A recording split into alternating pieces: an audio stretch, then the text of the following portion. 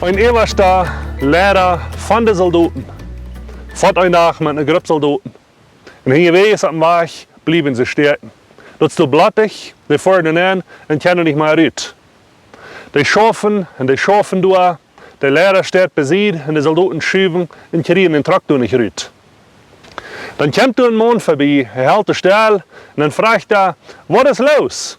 Warum helpst du nicht? Nee, sagt ich an den Lehrer. Ich bin der Oberste über die Soldaten. Die machen den Traktor raus, aber die kennen das nicht. Warum helpst du nicht? Sagt der Lehrer von den Soldaten, der den Mann vorbeikommt. Das Mann kriegt jetzt ihn fertig raus, trägt sich seinen Wagen auf, geht durch und schifft, tut mit den Soldaten.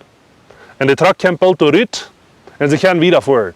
Und bei sie wieder fahren, das Mann, der in der Hand kommt, wascht seine Hänge, merkt sich mit rein, trägt sich seinen Wagen an und will fahren. Und dann fragt der Oberste von den Soldaten, wer bist du?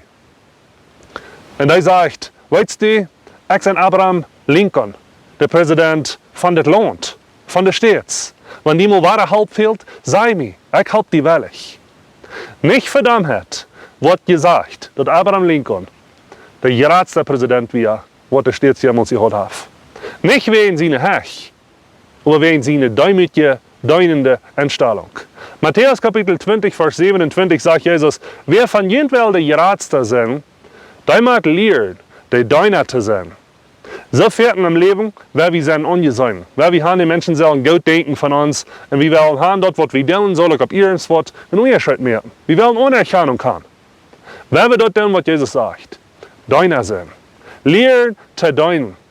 Nicht zu groß sein, nicht zu brav sein, nicht zu stolz sein, zum anderen Menschen halten, wenn er not sein, zum du sein, und andere Menschen lassen Dinge tun.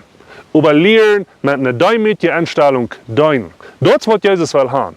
Und dort, wenn wir im Leben wollen, vorwärts kommen, und dort, wenn wir wollen im Leben, die Anerkennung haben, was wir so fertig sehen. Deiner sein. Mag Gott uns halten, gute Deiner zu sein durch das Leben. Gottes Segen.